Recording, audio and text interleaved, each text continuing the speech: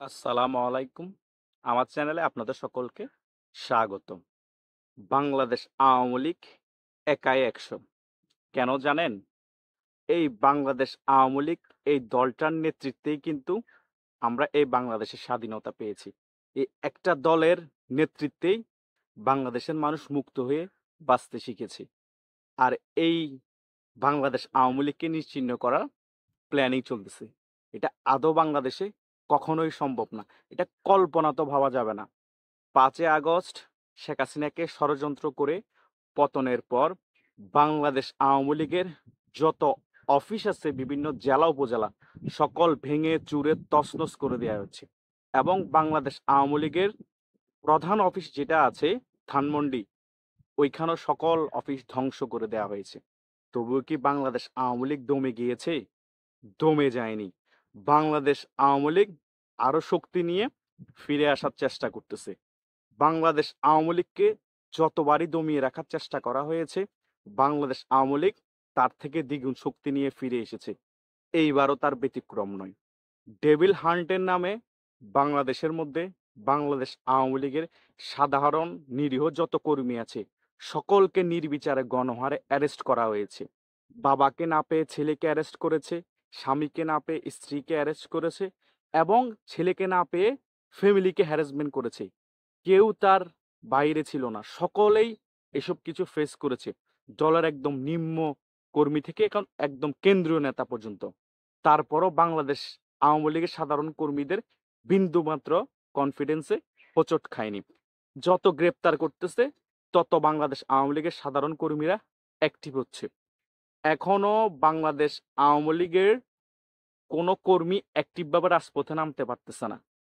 তারপরও তারা বাংলাদেশ আওয়ামী লীগের ভয়ে একবার এক কথা বলতেছে, একবার এক মঞ্চ করতেছে, একবার এক গ্রুপ করতেছে, একবার এ টিম বানাচ্ছে, একবার বি টিম বানাচ্ছে, একবার সি টিম বানাচ্ছে। তারপরও ক্যালকুলেশন করে বাংলাদেশ আওয়ামী লীগের সাথে রাজনীতিতে পেরে উঠতেছে না। বাংলাদেশের মধ্যে আম দল, বাম দল, সাম দল, ভোগচুকি দল, চুনুপুটি দল, যত দল আছে বিএনপি সহ জামাত সহ সকলেই একদিকে। আর বাংলাদেশ আওয়ামী লীগ একা একদিকে। তারপরও বাংলাদেশ আওয়ামী লীগ তার অ্যাক্টিভ রাজনীতি চৌকুশ বুদ্ধি দিয়ে এ সকল দলের সাথে খেলে যাচ্ছে। বাংলাদেশ আওয়ামী লীগের সরকারকে শেখ হাসিনাকে পতন করার জন্য বিশ্বের বাঘা বাঘা নেতা, বিশ্বের যত মোরাল আছে, বিশ্বের যত সংস্থা আছে, ডক্টর ইউনূসের যত লবিং লিঙ্ক যত কিছুই আছে ২০১৯ থেকে ২০২৪ সালের পতনের আগ পর্যন্ত সকল কিছু ব্যবহার করেছে এবং বাংলাদেশের সকল দল আওয়ামী লীগের বিপক্ষে চলে গিয়ে ইসলামিক দল, মৌলবাদী দল, জঙ্গি দল, রাজনৈতিক দল যত দল বলেন সকলে একত্রিত হয়ে এ ষড়যন্ত্রে লিপ্ত হয়ে ৫ বছর সময় লেগেছে শেখ হাসিনা সরকারের পতন ঘটাতে। এরই নাম হচ্ছে বাংলাদেশ আওয়ামী লীগ। একা যুদ্ধ করেছে কিন্তু তারপর হার মানানি। অনেকে বলে শেখ হাসিনা নাকি বিদেশ পালিয়ে গিয়েছে। আরে ভাই, এটা যুদ্ধের ময়দান। যুদ্ধের ময়দানে এক পা পিছিয়ে যাওয়া মানে সে হেরে যাওয়া নয়, সে আবার জয়লাভ করার জন্য পূর্ব প্রস্তুতি নেওয়া। ওনাকে সসম্মানে সেনাপ্রধান ইন্ডিয়া দিয়ে এসেছে। যখন আবার সময় হবে সসম্মানে কিভাবে ইন্ডিয়া থেকে নিয়ে আসবে সেটা সেনাবাহিনী ভালো করে জানে। এটা বাংলাদেশ আওয়ামী লীগ, এটা ব্র্যান্ড তৈরি করার কারখানা। বাংলাদেশ আওয়ামী লীগ নিজে ব্র্যান্ড হওয়া লাগে না, এরা ব্র্যান্ড তৈরি করে। আর বাংলাদেশ আওয়ামী লীগের বিরোধী দলীয় থাকা অবস্থায় যারা রাজনীতি দেখে নাই এখনো, তারা আসলেই মায়ের কোল। বাংলাদেশ আওয়ামী লীগ বিরোধী দল থাকা অবস্থায় কতটুকু শক্তিশালী, যারা সরকারে থাকে তারা বুঝে তাদের প্রেশার কতটুকু থাকতে নিতে হয়। বাংলাদেশ আওয়ামী লীগের এইরকম খারাপ অবস্থা, এইরকম দুঃসময় থাকার পরেও ডক্টর ইউনূস সরকারের সাথে বাংলাদেশের আর্মি, পুলিশ, সকল আম, বাম, ডান, বিএনপি, যত মৌলবাদী জঙ্গি যত সংগঠন একসাথে সাপোর্ট দেওয়ার পরও ওরা সরকার চালাতে ব্যর্থ। কারণ বাংলাদেশ আওয়ামী লীগের সরকার, শেখ হাসিনার সরকার যেভাবে বাংলাদেশকে কন্ট্রোল করেছে, বাংলাদেশকে শাসন করেছে, সেটা এই সকল দল মিলেও করা সম্ভব না যতই সাপোর্ট দেয়। কারণ বাংলাদেশ আওয়ামী লীগের কর্মীরা, বাংলাদেশ আওয়ামী লীগের নেতৃবৃন্দ যারা আছে সিনিয়র, তারা জানে কিভাবে দেশ পরিচালনা করতে হয়, প্রত্যেকটা জায়গায় কিভাবে মানুষকে সুখে শান্তিতে রাখতে হয়, কিভাবে ডাকাত নির্মূল করতে হয়, কিভাবে প্রত্যেক জায়গায় কন্ট্রোলিং আনতে হয়।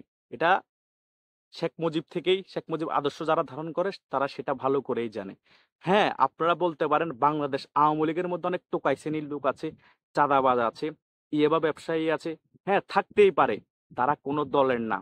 তারা বিএনপি আসলে বিএনপি, জামাত আসলে জামাত, জাতীয় পার্টি আসলে জাতীয় পার্টি, আওয়ামী লীগ আসলে আওয়ামী লীগ। তাদের কথা হচ্ছে যারা পাওয়ারে থাকবে তাদের সাথে লেয়াজু মেইনটেইন করে এই ধরনের অপকর্মগুলো আমরা চালাবো। তাদের কাজ হচ্ছে অপকর্ম করা আর টাকা কামানো। তাই বাংলাদেশ আওয়ামী লীগের আপনারা ক্ষমতা নিয়ে যারা প্রশ্ন তুলবেন তারা এখনো খোকার স্বর্গে আছেন, তারা এখনো মায়ের কোলে আছেন।